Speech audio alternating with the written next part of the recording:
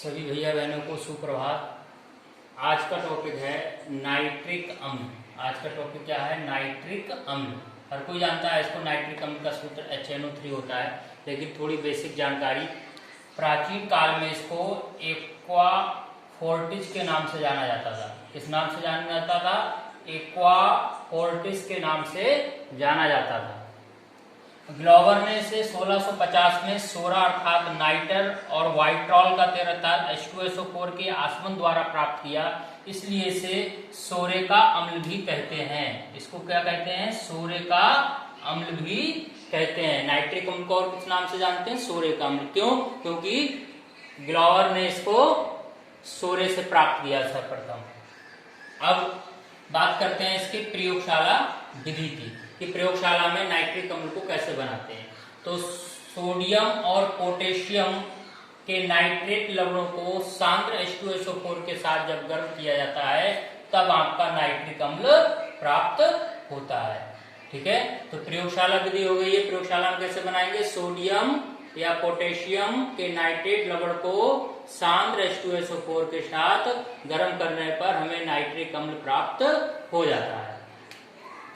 अब इसकी बात करते हैं इंडस्ट्रियल मेथड पर कैसे बनाते हैं। औद्योगिक निर्माण क्या है इसका? ये औद्योगिक निर्माण की आधुनिक विधि है। इसको हम कहते हैं ओस्टवाल्ड विधि। कौन सी विधि है? ओस्टवाल्ड विधि द्वारा नाइट्रिक अम्ल का निर्माण कैसे करते हैं? अमोनिया से किया जाता है। तो इसमें कैसे है? अमोनिया का ऑक्सीकरण वायु द्वारा करने पर क्या होता है?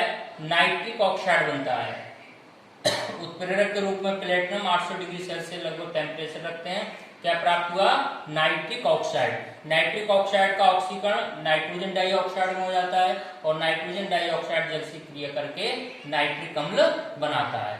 इस विधि द्वारा लगभग 68% सांद्रता का हमें नाइट्रिक अम्ल प्राप्त होता है, जिसका अगर निर्जलीकरण कर दिया जाए तो 98% सांद्रता का हमें नाइट्रिक अम्ल प्राप्त हो जाता है।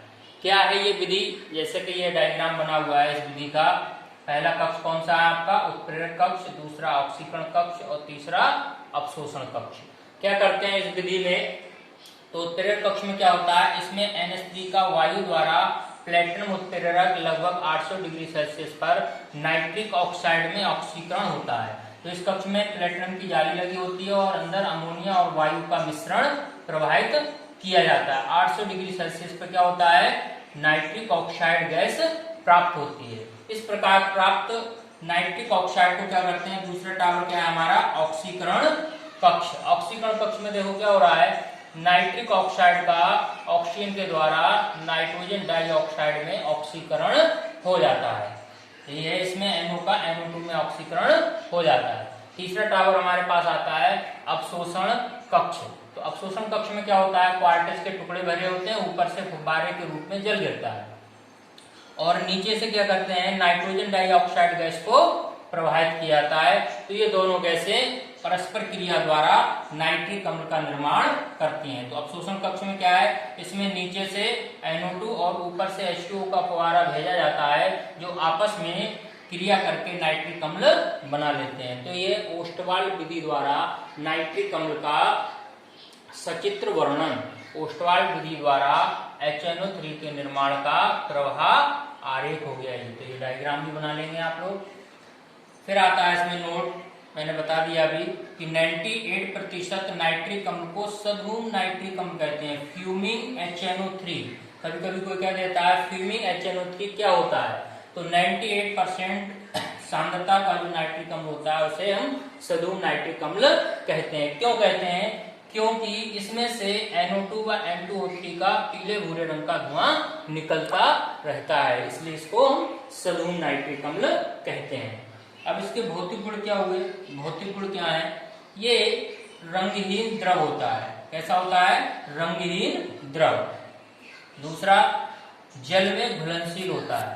तो ये जल में क्या है? घुलनशील होता है और त्वचा के संपर्क में आने पर क्या करेगा? उसको त्वचा को जला देता है। तो ये था नाइट्रिक अम्ल और उसके भौतिक गुण। अब एक नंबर में कभी कभी एग्जाम में पूछ लिया जाता है अम्लराज क्या होता है? अम्लराज किसे कहते हैं? तो सांद्र HNO3 व सांद्र HCl अम्ल का 1:3 में बना मिश्रण अम्लराज कहलाता है। तो अम्लराज किसे कहते हैं, ये क्वेश्चन 1 नंबर में बोर्ड के द्वारा पूछा गया है, उत्तराखंड बोर्ड के द्वारा। तो आज का टॉपिक सबको समझ में आया होगा, नाइट्रिक अम्ल की प्रयोगशाला विधि, ओस्टवाल विधि और उसके भौतिक गुण और अम्लराज किसे कहते हैं। सभी भैया बहन इसका स्क्रीनशॉट लेकर अपने नोट्स अच्छे से तैयार करेंगे। धन्यवाद।